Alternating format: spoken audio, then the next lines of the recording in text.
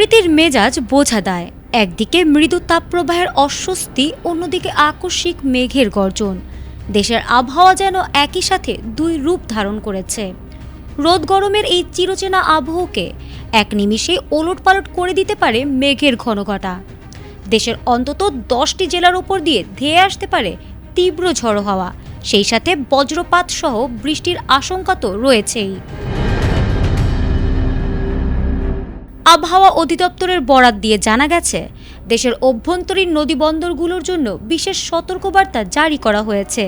এই তালিকায় রয়েছে রংপুর, দিনাজপুর, বগুড়া, টাঙ্গাইল, ময়মনসিংহ, কুমিল্লা, নোয়াখালী, চট্টগ্রাম, কক্সবাজার এবং সিলেট অঞ্চল।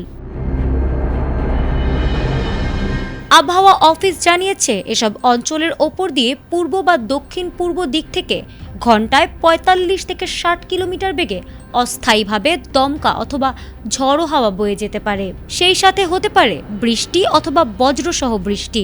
এই আকস্মিক দুর্যোগপূর্ণ আবহাওয়ার কারণে দুর্ঘটনা এড়াতে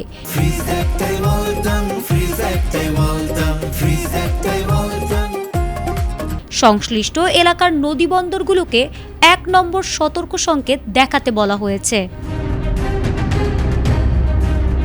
এদিকে উত্তর ও পূর্বাঞ্চলে বৃষ্টির এই দাপট থাকলেও দেশের অন্যান্য অংশে গরমের দাপট এখনই কমছে না। রাজশাহী, নীলফামারী ও মানিকগঞ্জ জেলাসহ খুলনা বিভাগের ওপর দিয়ে মৃদু তাপপ্রবাহ বয়ে যাচ্ছে এবং তা অব্যাহত থাকতে পারে।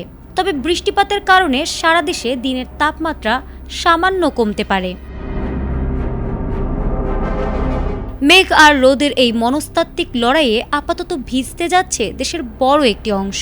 নদীপথের যাত্রী ও সাধারণ মানুষকে এই সময়ের মধ্যে সাবধানে চলাচলের পরামর্শ দিয়েছেন আবহাওয়াবিদরা। প্রকৃতির এই আকস্মিক পরিবর্তনের সাথে মানিয়ে নিয়েই হয়তো দিনটি পার করতে হবে এই 10 জেলার বাসিন্দাদের।